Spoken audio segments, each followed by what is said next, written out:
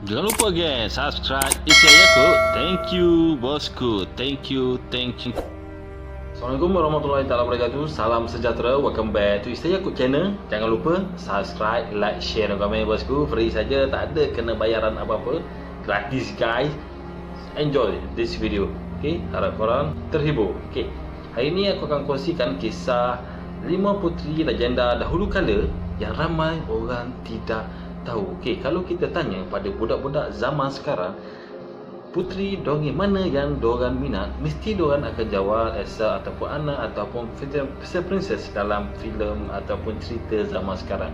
Kalau setakat Puteri Gunung Ledan atau Masuri, tu mestilah diorang kenal, tapi cuba korang sebut nama Puteri Wali Nun Sari atau Puteri Gunung Banan, mesti tercengang budak-budak zaman sekarang yang tidak pernah mendengarnya. Okey, aku lanjutkan terus mengenai puteri-puteri zaman dahulu kala. Okey, nombor 1, Tun Fatimah. Kalau korang peminat filem Melayu, garanti korang pernah tengok filem Tun Fatimah lakonan primadona Melayu Maria Menado.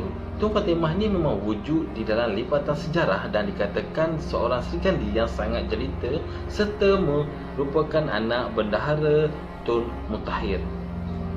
Kisah hidup Tun Fatimah ni tidaklah seindah wajahnya kerana semua ahli keluarganya termasuk suaminya Tun Ali telah dibunuh gara-gara fitnah. Pada masa itu juga dikatakan Sultan Mahmud ni cuba memperisterikan Tun Fatimah walaupun wanita itu sudah berkahwin, menjadi rebutan ramai. Sultan Mahmud akhirnya tahu cerita sebenar dan menyesal dengan tindakannya serta berkahwin dengan Tun Fatimah. Tun Fatimah kemudiannya telah menjadi Pemasyuri Johor pertama dan membawa gelaran Pemasyuri Tun Kudu. Dia telah melahirkan 4 cahaya mata, iaitu 2 putera dan 2 puteri, yang mana salah seorang daripadanya Sultan Alauddin Dayat Shah II memerintah Johor selama 36 tahun. Nombor 2, Cik Siti Wan Kemban. Dalam hikayat Sering Kelantan, baginda ialah seorang raja wanita yang memerintah negeri Kelantan pada awal abad ke-17. Puteri kepada Sultan Ahmad ini telah kehilangan ayahandanya pada usia yang sangat muda, iaitu berusia 4 tahun, dan kemudiannya ditabal menjadi Raja Kelantan sekitar tahun 1610 Masihi selepas Raja Husin sebagai pemangku Raja Mangkat. Istimewanya Cik Siti Wan Kemban ni ialah negeri Kelantan di bawah pemerintahnya telah berkembang maju dalam pelbagai sektor termasuk pertanian dan perdagangan. Dan bagi mereka yang tertanya-tanya kenapa jantan negeri Kelantan adalah Lambang Kijang, dahulunya diceritakan Cik Siti Wan Kemban ni suka memelihara kijang. Minatnya pada haiwan tersebut sehingga gambar kijang dikatakan telah terukir pada setiap mata wang negeri. Walaupun begitu, menurut buku detik-detik sejarah Kelantan, di hujung hayatnya dikatakan Cik Siti Wan Kemban ni telah membawa diri ke Gunung Ayam untuk menghambakan diri kepada Allah, dan kisah hidupnya tidak diketahui selepas itu. Nombor 3, Puteri Gunung Banang.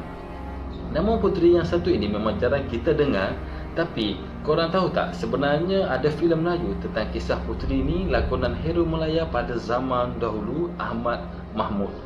Malah lebih menarik, Puteri Gunung Banang ni dikatakan setanding dengan Puteri Gunung Ledan.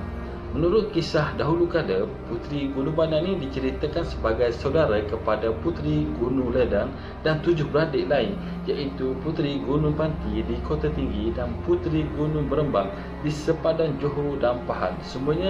Kesemua puteri ini tidak boleh dilihat dengan mata kasar dan mereka juga dikatakan sebagai makhluk gaib yang hanya membantu orang yang tersesat di gunung. Malah menurut cerita filem Melayu yang dihasilkan oleh Malay Film Production, puteri ini digambarkan sebagai seorang yang sangat jelita, telah membantu seorang lelaki Yahudi miskin menjadi seorang yang kacak serta kaya kerana mempunyai hati yang jujur dan rajin. Tapi malangnya lelaki ini disumpah menjadi monyet kerana melanggar janji dan sombong. Walau dianggap sebagai kisah dongeng, Gunung Banang sebenarnya wujud dan terletak di pinggir bandar Batu Pahat. Ia telah menjadi tempat orang ramai berkreasi serta mempunyai pemandangan yang cantik kerana menghadap Selat Melaka. Nombor 4, Puteri Walenong Sari. Pernah dengar lagu Walenong Sari nyanyian Datuk Seri Siti Nurhaliza? Ini adalah kisah wanita legenda yang berasal daripada Pahang atau Indrapura pada suatu masa dulu yang dikatakan sangat hebat. Bukan sahaja terkenal sebagai seorang yang puteri yang jelita, Walenong Sari ini juga sangat tangkas dalam bersilat dan pandai dalam mengendalikan lembing dan pedang. Lebih mengejutkan lagi, Walenong Sari ini bukanlah seperti puteri-puteri di alam Melayu yang lain. Dia tidak pandai berhias dan tidak juga lemah lembut dalam perkelakuan. Baginda juga dikatakan amat minat dengan perlawanan sambut ayam. Disebabkan sigapnya pelik, nama Walenong Sari ini tersebar di merata tempat dan mendapat perhatian Sultan Melaka yang seterusnya menjadi dia salah seorang dari isteri Sultan tersebut. Dalam pada masa yang sama juga, Raja Mamban Segara dari Gunung Tahan yang juga menyimpan perasaan terhadap Walenong Sari dan telah merubah dirinya menjadi seekor merpati demi mengintai siapakah puteri yang hebat itu. Diceritakan Raja Mamban segera kemudiannya berpura-pura untuk bertarung dengan Walenong Sari dan seterusnya mereka berdua jatuh cinta selepas bertatap mata dan mengetahui rahsia sebenar. Tidak lama kemudian, Walenong Sari dikabarkan menghilangkan diri dari Melaka demi mencari cinta sejatinya di Gunung Tahan. Nombor 5, Ratu Pelangi. Menurut kitab sejarah kerajaan Melayu Patani, Ratu Pelangi ada 4 orang kesemuanya yang memerintah kerajaan Patani sekitar tahun 1584 hingga 1649.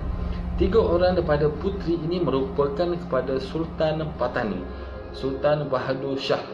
Manakala seorang daripadanya pula ialah anak kepada satu puteri tersebut. Mereka ini digelar Ratu Pelangi kerana nama mereka yang berdasarkan warna.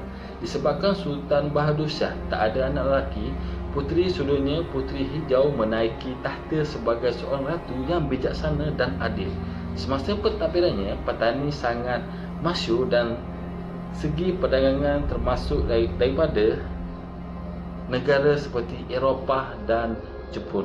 Selepas kemakatan Puteri Hijau, adiknya Puteri Biru pula menaiki tahta. Baginda telah memajukan sistem perairan Patani sehingga puteri ini mangkat dan digantikan adik bongsunya iaitu Puteri Unggu. Semasa pentadbiran Puteri Unggu, Patani telah mengalami serangan dari Siam namun berjaya dipatahkan. Baginda kemudian bernikah dengan Sultan Abdul Ghafur dan memperoleh anak bernama Puteri Kuning.